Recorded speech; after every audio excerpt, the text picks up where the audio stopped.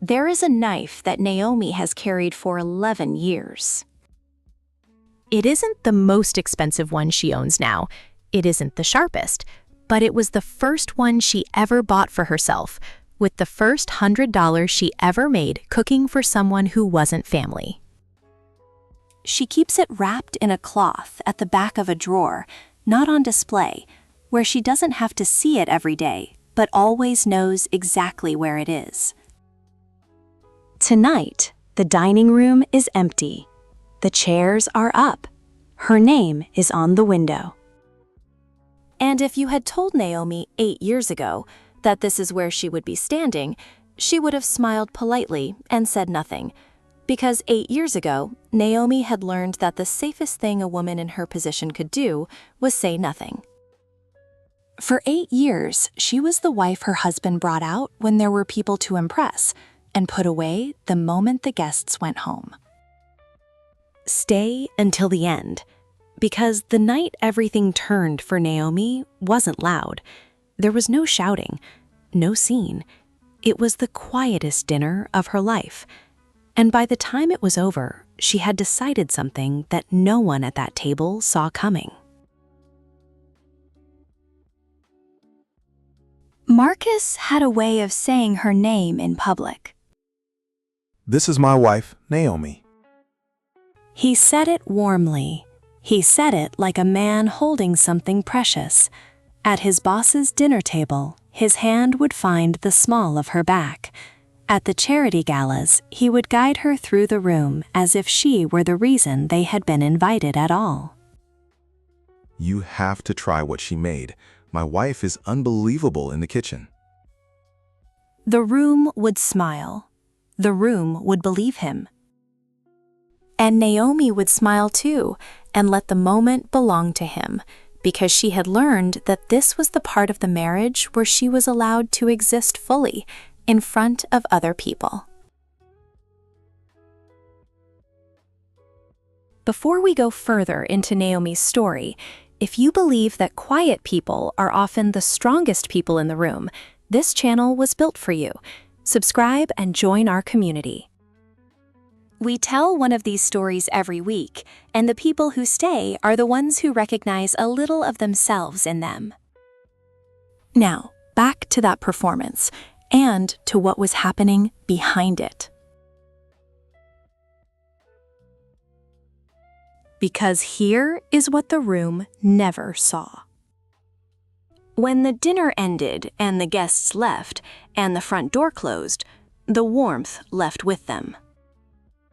In private, Naomi was not my wife, Naomi.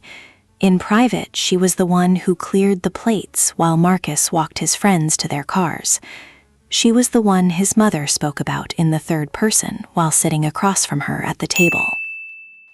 Is she going to bring the coffee, or do we have to ask? Diane, Marcus's mother, had decided who Naomi was before Naomi ever walked into the family. She had decided it the way some people decide things, completely and without evidence and without any intention of revising it. To Diane, Naomi was the girl Marcus had married instead of someone more suitable, the one who cooked, the one who was useful. Naomi heard all of it. She just didn't answer it. She had learned, growing up, that there is a kind of strength that doesn't announce itself, a kind that looks from the outside almost like weakness, until the day it doesn't. So she cleared the plates, she brought the coffee, she said nothing. And she watched.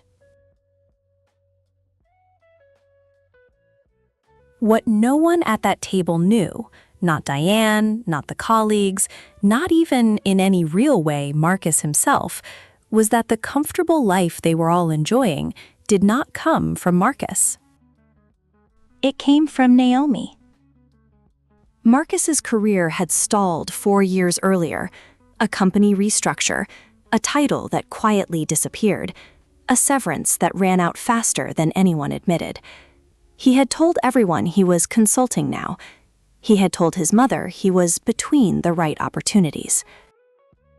What he had not told anyone was that the mortgage, the cars, the school fees for his sister's kids, the family's whole carefully maintained appearance, all of it was being paid by the supper club Naomi had built with her own 2 hands. It had started small, a few dinners for neighbors, then a waiting list, then a private dining table that people in Atlanta whispered about and could not get into. She ran it quietly. She kept the books in a notebook, and every month, without a word, she covered the gap between the life Marcus showed people and the life he could actually afford. My wife is unbelievable in the kitchen. He had no idea how right he was. There was one person who saw Naomi clearly. Her name was Eleanor. She was 71 years old, had come to one of Naomi's dinners on someone else's invitation 3 years earlier, and had quietly never stopped coming back. Eleanor had spent 40 years running a business of her own before she sold it. She knew the difference between someone who cooks and someone who is building something. And she had recognized in Naomi the second kind, the kind the world tends to overlook until it can no longer afford to. Why isn't your name on any of this? Eleanor asked her once, late, after the other guests had gone. Naomi smiled the smile she used when she didn't want to answer. It's a family thing. Eleanor looked at her for a long moment. No, it's your thing. They just live in it. Naomi didn't argue, but she didn't forget it either. Because somewhere underneath the clearing of plates and the bringing of coffee and the 8 years of saying nothing, Naomi had started very quietly to plan. There was an account that Marcus didn't know about. It wasn't hidden out of dishonesty. It was hidden the way a seed is hidden, in the dark, on purpose, because that is where things grow before they are ready to be seen. Every month, after she covered the family's gap, Naomi put what was left into that account. Some months it was a lot, most months it was a little, but she never missed a month, the same way her own mother had never missed a shift. And the account had a purpose. There was a space on a corner 2 neighborhoods over, an old restaurant that had closed, with good light and a kitchen that only needed work, not replacement. Naomi had walked past it for 2 years. She had a notebook with 16 pages in it, layouts, menus, numbers, a name. She had never said the name out loud to anyone. She didn't need them to believe in it. She needed to believe in it herself, and she did. The family did not get kinder as the years went on. They got more comfortable.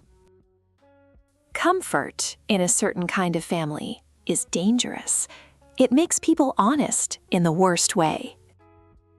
There was a Sunday dinner. There was always a Sunday dinner, and Naomi always cooked it, when Diane was talking about the future as if Naomi were not standing 4 feet away. When the house is finally settled, Marcus can think clearly. He's carried too much for too long. He's carried too much. Naomi set the dish down on the table without a sound and went back to the kitchen. She was not angry. That is the part people never understand about women like Naomi.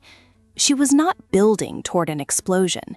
She was simply, slowly, finishing the math, the same way she had watched her own mother finish the math at a kitchen table years before.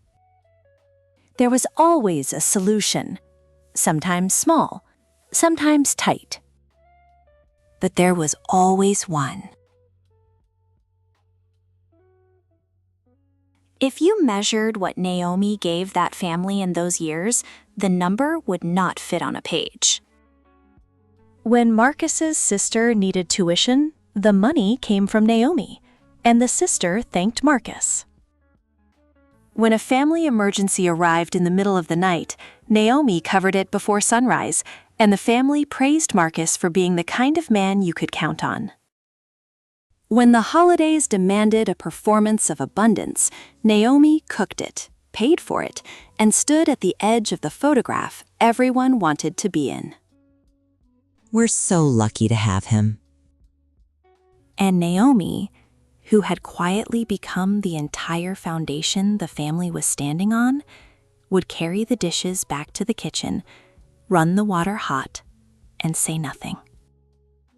The more she gave, the less they saw her. Until the night the foundation was tested, and everyone, out of pure habit, turned to look at the one person they had spent 8 years refusing to see. It came the way these things come, suddenly and then all at once. Marcus had put money into something he shouldn't have, a deal a friend had brought him, the kind of deal that is always described as a sure thing, right up until it isn't. He had signed his name to it, to feel, for once, like the man at the head of the table. Now there was a debt, a real one, the kind with a date on it. If it wasn't covered, the house would go. And worse, for this family, far worse, people would know. There was a meeting in the living room. Diane was there. Marcus's sister was there. Their voices were low and urgent. And without anyone saying it directly, the answer in the room was obvious. The answer was the same as it had always been. Naomi would fix it. Naomi always fixed it. So Naomi cooked dinner. Of course she did. There was a crisis, and in that house, a crisis meant the family gathered, and the family gathering meant Naomi at the stove. She made the meal she always made when things were hard. She set the table, she poured the water, and then she went back into the kitchen for the serving dish, and through the half-open door, she heard them talking. She wasn't supposed to hear it. They had forgotten, the way they always forgot, that she was close enough to hear anything. She'll handle it. She always does. It's the least she can do, after everything this family's given her. Pause. And once the house is clear, you and I should talk. Honestly, she's not really family, Marcus. She never was. She's been useful. That's different. And then Marcus's voice, quiet, not defending her, not surprised. I know, Mama. One thing at a time. Naomi stood in the kitchen with the serving dish in both hands. She did not drop it. She did not cry. Something in her simply went still, went clear and cold and calm, like the air right before snow. She had spent 8 years believing that if she gave enough, she would eventually be seen. And standing in that doorway, she finally understood the thing Eleanor had tried to tell her. She was not unseen because she gave too little. She was unseen because being unseen was useful to them. Naomi carried the dish to the table. She set it down. She said the food was ready. And then she went back to the kitchen, opened the drawer, and unwrapped the knife. The first one. The one from 11 years ago. She held it for a moment in the low light. Then she cleaned it, dried it, wrapped it again, and set it in the top of her bag. She did not announce anything.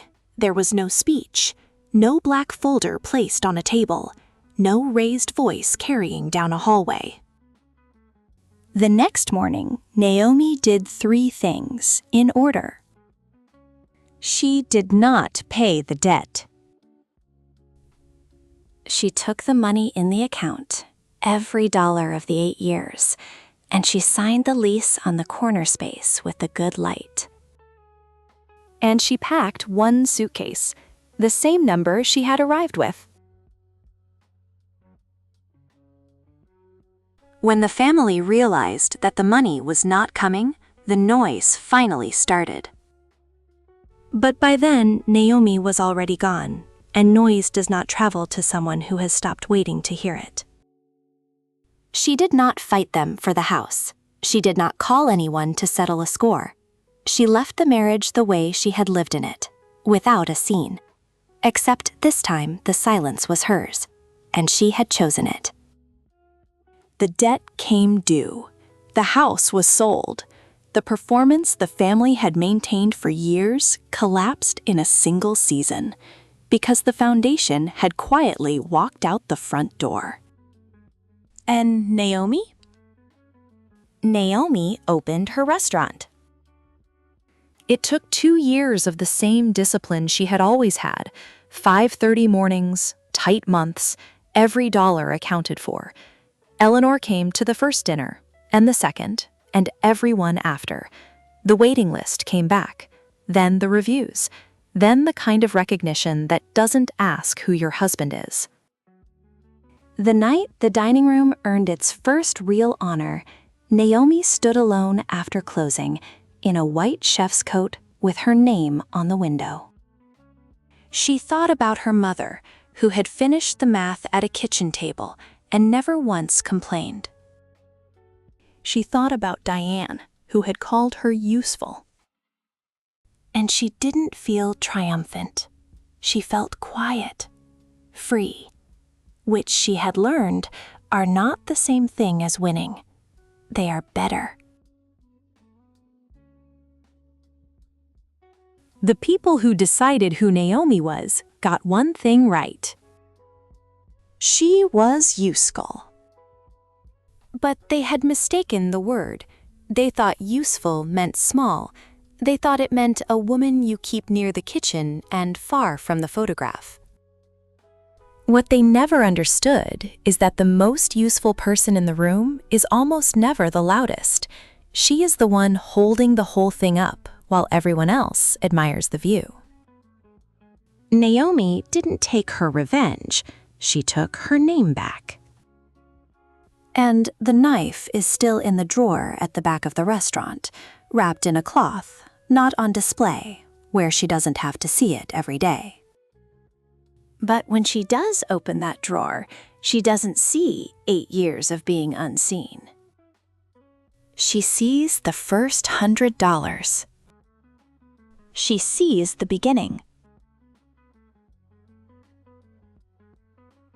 Somewhere out there, someone watching this has been the foundation that no one thanked, the one who held it together quietly while other people took the photograph. If that's you, your story matters here. This is a community built from real lives, and we would be honored to hear yours. You can write to us in your own words at vellumoflife@gmail.com. It doesn't need to be perfect or finished. It can be a fragment, a turning point, a single quiet night that changed everything. And your privacy is absolute. Every name is changed. Every detail that could identify you is transformed before anything is ever shared. We don't expose people, we honor them. Because the quietest stories are usually the strongest ones. And every one of them deserves to have its name on the door.